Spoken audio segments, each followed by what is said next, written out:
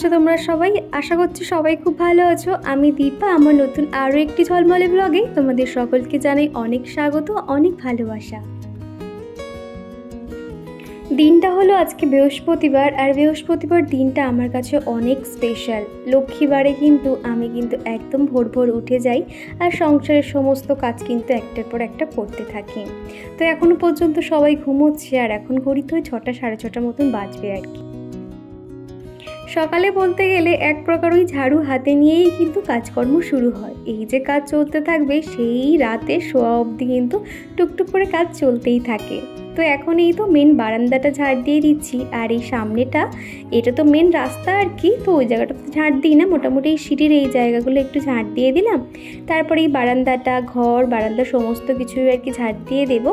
তারপরে বাদবাকি কাজ। বৃহস্পতিবার হলে কিন্তু প্রত্যেকটা কোণা আমি পরিষ্কার করে নিই, এতে কিন্তু লক্ষ্মীশ্রী বজায় থাকে এবং ঘরে কোনো রকম কিছু নেগেটিভ এনার্জির প্রভাব পড়ে না।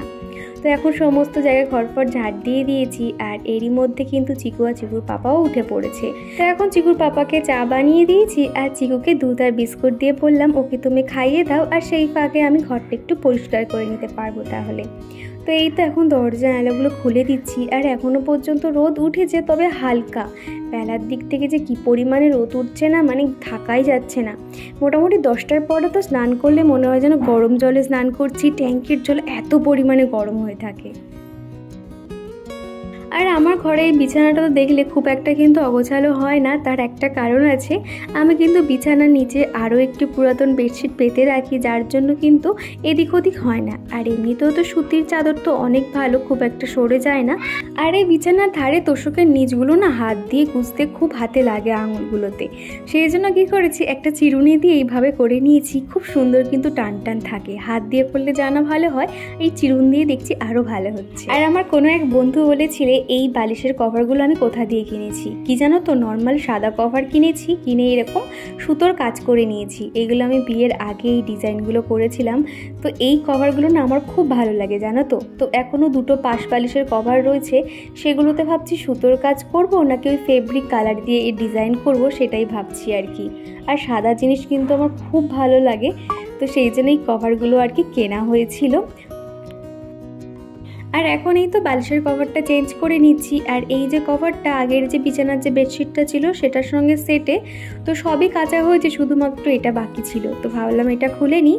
আবার শুনছি কালকের থেকে কিনা ঝড় বৃষ্টি শুরু হবে, সেই জন্য কী করছি জানো তো, সমস্ত মানে এমার্জেন্সি যে লাইটগুলো রয়েছে সেগুলো সব চার্জ দিয়ে রাখছি, এক্সট্রা ফোনগুলোও চার্জে দিয়ে রাখছি।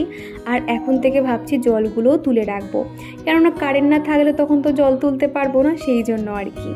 আর আজকে তো ভালোই রোদ উঠেছে, সেই জন্য ভাবছি জলটাও গরম পাবো।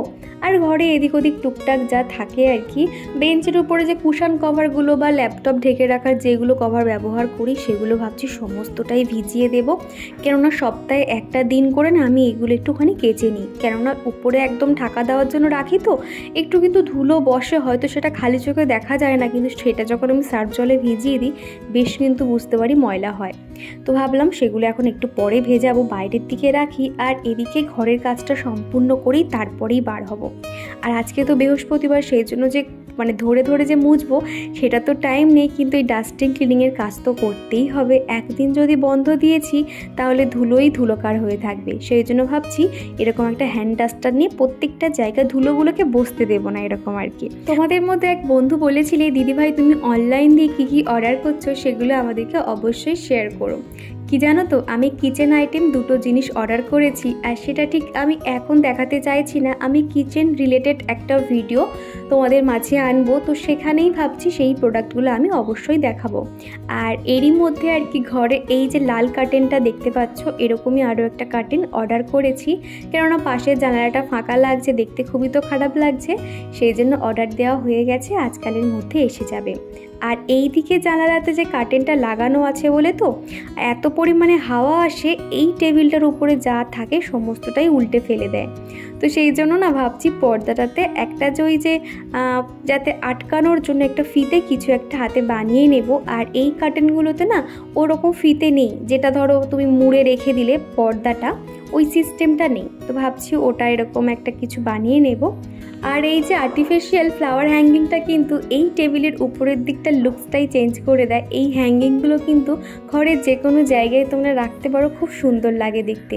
আমাদের বাড়ির এখানে মোটামুটি আজ থেকে 3-4 মাস আগে একটা মেলা হয়েছিল, সেখানে গিয়েই কিন্তু এই হ্যাঙ্গিংটা কিনেছিলাম। আগের দিনকে আমি আমার এই শোকেস আলমারিটা গোছানোর একটা ভিডিও দিয়েছিলাম, সেখানে কয়েকটা টিপস শেয়ার করেছিলাম। তো আমার এক বন্ধু বলেছো যে দিদিভাই তোমার এখানে তো 4টে র্যাক রয়েছে, আমার আলমারিতে 2টো র্যাক, অত কম জায়গায় কিভাবে আমি জামা কাপড় গোছাবো। আলমারিতে 2টো র্যাক থাকুক আর 3টে থাকুক, তুমি না ছোট ছোট যে বাস্কেটগুলো হয় সেগুলোতে রাখতে পারবে। ওইভাবেই কিন্তু ফোল্ড করে নিয়ে রেখো, তাহলে দেখবে অনেক জিনিসপত্র ধরবে। আর ভিডিওটা না একটু ভালো করে দেখলে বুঝতে পারবে যে আমার যে শোকেসের এই জায়গাটা যে খুব একটা বড় স্পেস রয়েছে সেটাও কিন্তু নয়। আর এই শোকেসের কাঁচটা কিন্তু কলিন দিয়ে আর সুতির কাপড় দিয়ে মুছে নিয়েছি। বালিশের কভারটা যদিও কাচবো, সেই জন্য দেখো কাঁচটা পরিষ্কার করে নিয়েছি। তারপরে ওই যে প্রত্যেকটা কুশন কভার যেটা যেখানে ছিল আর কি, সমস্তটাই এনে সার্ফ জলে এখন ভিজিয়ে দিচ্ছি। এখন কিন্তু জল বেশ গরম আছে, তো স্নান করার সময় এগুলো তাহলে কেচে নিতে পারবো। আর এগুলো তো খুব একটা বেশি ময়লা হয় না, হালকাভাবে ঘষে নিলেই কিন্তু পরিষ্কার হয়ে যাবে। আর এই যে কুশন কভারগুলো আমি ফ্লিপকার্ট থেকে কিনেছিলাম, মোটামুটি অল্প দামের মধ্যেই পেয়েছিলাম। আর এই কুশনগুলো কিন্তু আমি সমস্তটাই বাড়িতে বানিয়েছি। এরকম দেখো এই যে খোলটা দেখছো, এই কাপড়টা আমি মিটার দরে কিনেছিলাম। আর যেগুলো হয় আর কি বালিশের তুলো, ওই যে শিমুল তুলো বলে, সেগুলো দিয়েই ভরেছিলাম। তখন এতটাই পাগল ছিলাম। এখন কিন্তু এগুলোতে না কেউ শিমুল তুলো ভরে না, এর মধ্যে ওই যে সিল্কের যে তুলোগুলো হয় সেই তুলো দিয়ে ভরলে কিন্তু বেশি উঁচু থাকে। আর আমার তখন কি মনে হয়েছে, ভাবলাম যে না ভালো তুলো শিমুল তুলো সেটা দিয়েই আর কি ভরবো। তো এখন দেখছি যত দিন যাচ্ছে এই কুশনগুলো কিন্তু একটু চিটে মতন হয়ে যাচ্ছে। তো ইচ্ছে আছে আরও এরকম কয়েকটা কভার অর্ডার দেবো, আর সেগুলোতে কিন্তু সিল্কের তুলো ভরবো। তাতে কিন্তু অনেক ফুলে ফেঁপে থাকে, আর সেই কুশনগুলো দেখতেও বেশ ভালো লাগে। আজকে সকালে কিন্তু চিকুর পাপা টিফিন নিয়ে যায়নি। আগের দিনকে যে খাবার বানিয়ে দিয়েছিলাম খানিকটা একটু গন্ধ মতন হয়ে যায়, খাওয়া যায় না, এত দূর তো। আর সেই সকালের খাবার ধরো ওই 6:30-7টার খাবার বানাচ্ছি, আর সেই খাবার যদি দুপুরে খাই সেটা কি খুব একটা ভালো থাকে? তো সেই জন্য বললো কি যে আজকে আমি বাইরে থেকে খেয়ে নেব। আর আজকে যেহেতু বৃহস্পতিবার, তোমার অনেক কাজ আছে, তুমি এক কাজ করো, তুমি ঘরের কাজগুলো করে নাও, আমার জন্য টিফিন বানাতে হবে না। আর এখন আমি কি দেখছি জানো, হেলিকপ্টার, সাথে চিকুকেও ডেকে নিচ্ছি, চিকু হেলিকপ্টারটা দেখবি আয়। তার কারণ এত নিচ দিয়ে যাচ্ছে। বেশ 3-4 দিন আগে হবে এখানে আমাদের প্রধানমন্ত্রী মোদিজি এসেছিলেন, সেই জন্য এরকম হেলিকপ্টার প্রচুর যাতায়াত করতো জানো তো। মোটামুটি আধ ঘন্টা 1 ঘন্টার অন্তর অন্তর যেত। আর যেটা চিকু দেখতে খুব পছন্দ করে, সেই জন্য ওকে একটু ডেকে দেখিয়ে দিলাম। এখন তো ভোট হচ্ছে, চারিদিকে কিন্তু এরকম মুখ্যমন্ত্রী প্রধানমন্ত্রী এখানে ওখানে আসছে। তারপরে দেখো চিকু এখন করছে পড়াশুনো। ও যখনই পড়াশুনো করবে এরকম শুয়ে বসে লিখতে থাকে। আর ওর একটা ব্যাড হ্যাবিট হলো, ও স্লেট পেন্সিলে লিখবে না, কোথায় ও ডায়েরি দাও পেন দাও এইসবের মধ্যেই লিখবে। তো ভাবলাম যা করছে করুক, এদিকে আমি আমার কাজটা করে নিই। আর এখানে যে বালিশগুলো রাখা হয় আর কি, বালিশ তারপর মশারি, এগুলো একটু সুন্দরভাবে রেখে ঢাকা দিয়ে রাখবো। আর এই ঢাকনাটা যদিও কেচে দিয়েছি, সেই জন্য এইভাবে খোলা অবস্থায় রাখতে হচ্ছে। আর এদিকে মানি প্ল্যান্ট গাছটা দেখছি, আগের দিনকে না মানি প্ল্যান্ট গাছটায় জল চেঞ্জ করে দিয়েছি, প্রায় 1 সপ্তাহ বাদে জল চেঞ্জ করলাম। আর দেখলাম গাছটা কিন্তু অনেকটাই গ্রো করছে জানো তো। আর মাটিতেও কিন্তু গাছ পুঁতেছি, কিন্তু খুব একটা গ্রো করছে না। আচ্ছা তোমরা বলো তো, মাটিতে কি গাছটা গ্রো করতে অনেক সময় লাগে? কিছু বুঝতে পারছি না, কিন্তু গাছটা যেন মনে হয় একইভাবেই আছে। আমি একজন সাধারণ হাউসওয়াইফ, প্রত্যেকদিন সাধারণ কাজকর্মকার সেগুলো একটা ছোট্ট ভিডিওর মাধ্যমে তোমাদের কাছে প্রেজেন্ট করে থাকি। তোমরা অনেকেই আছো প্রতিদিন আমাকে সুন্দর সুন্দর কমেন্ট করো। এমন অনেক বন্ধু আছে যারা আমাকে জানাও দিদিভাই তোমার ভিডিওর জন্য অপেক্ষা করি। সত্যি কথা বলতে এই মেসেজগুলো পেলে না মনটা সত্যি ভরে যায়। আর কোনো কারণে কোনো দিন ভিডিও দিতে না পারলে আমার খুব খারাপ লাগে জানো তো। মনে হয় আমার মিষ্টি মিষ্টি বন্ধুরা আমার ভিডিওর জন্য অপেক্ষা করে, আর আমিও তোমাদের জন্য কিন্তু অপেক্ষা করি, তোমরা কখন আমাকে সুন্দর সুন্দর কমেন্ট করবে। আগের দিন ব্লগে তোমরা যারা কমেন্ট করেছিলে, চলো তাদের কমেন্টের নাম নেওয়া যাক। প্রথমেই কমেন্ট করেছে রুকসানা খাতুন, মধু, মালিনী চক্রবর্তী দিদিভাই, তারপর রয়েছে রিঙ্কি। রিঙ্কি আমাকে কমেন্ট করেছে তুমি কি ব্যাক ক্যামেরা দিয়ে ভিডিও করো? হ্যাঁ, আমার যখন প্রয়োজন পড়ে ব্যাক ক্যামেরা দিয়ে করি, আর যখন তোমাদের সামনে কথা বলি তখন ফ্রন্ট ক্যামেরা দিয়ে ভিডিও করি। তারপরে কমেন্ট করেছে এক মিষ্টি বনু, যে আমাকে প্রতিদিন কমেন্ট করে সোনিয়া খাতুন, মৌ লাইফস্টাইল, আর জে জুহি। তারপরে কমেন্ট করেছে রুম্পা পাল, মিশু মামুন ব্লগ, শাবানা ব্লগ, রিঙ্কি তো বললাম, সুপ্রিয়া বিশ্বাস, সোনিয়া গুহা, পৌষ সানসাইন। তো দিদিভাই বোনেরা তোমাদেরকে অসংখ্য ধন্যবাদ। আগের দিন দুটো জলের ব্যারেল ফাঁকা হয়ে গেছিলো, তো দাদাকে ফোন করেছিলাম, এসেই আর কি জলগুলো দিয়ে গেল। আর চিকু তো দেখলে আমার হাতে হাতে কত হেল্প করে দেয়, ফাঁকা ব্যারেলগুলো কিন্তু ওনার হাতে দিয়ে এলো, এমনকি পয়সাটাও কিন্তু চিকু দেয়, জানো তো। আর বাইরে কি পরিমাণ রোদ দেখছো, রোদে থাকা যাচ্ছে না, কিন্তু দেখো এইবারে দৃশ্যটা কত সুন্দর দেখতে লাগে না, একটু মেঘ একটু রোদ, খুব ভালো লাগে। আর চিকু এখানে দেখো জল পাম্প করছে, এই যে পাম্প করে কিভাবে জল নিতে হয় সেটা কোথাও থেকে একটা দেখেছে, দেখে শুধু বলছে মাম্মা মাম্মা জল জল, এরকম করছে আর কি। তারপরে এই তো ঘরপর মোছা হয়ে গেছে, এবার প্রত্যেকটা পাপোশ সব জায়গায় দিয়ে দিচ্ছি, তারপরে স্নান করতে পারলে হয় আর কি। সকালের কাজগুলো যদি এইভাবে একটার পর একটা সুন্দর করে নিতে পারি, অনেকটাই স্বস্তি, জানো তো। আর এই তো এখন ঠাকুর পুজো করার আগে একটু আলপনাটা দিয়ে দিচ্ছি। আগে যেরকম আলপনা প্রত্যেকটা দরজার সামনে দিতাম, আজকে কিন্তু আর দেব না। চিকু ছোট তো অতটা বোঝে না, না শুকানোর আগেই পা তুলে দেয়, আর তার জন্য কিন্তু পুরো হাঁটকে যায়, আর ওই পায়ে পায়ে সারা ঘর হাঁটে, পুরো সাদা হয়ে থাকে। সেই জন্য ঠাকুর ঘরের সামনেটা দেব, আর এই যে মেন বারান্দার এই জায়গাটাতে একটু দিয়ে দেব। তাই দেখবে একটু পরে এসে এখানে মারিয়ে দিচ্ছি। কি বলবো বলো তো, বোঝে না তো, ভাবে যে শুকনো পা দিলে কিছু হবে না হয়তো, তো এই রকম। তো মোটামুটি আজকে তাড়াহুড়োর মধ্যে খুব একটা ভালো করে কিন্তু আলপনা দিতে পারছি না, ওই মোটামুটি মাথায় যা আসছে ওই দিয়েই করে দিচ্ছি।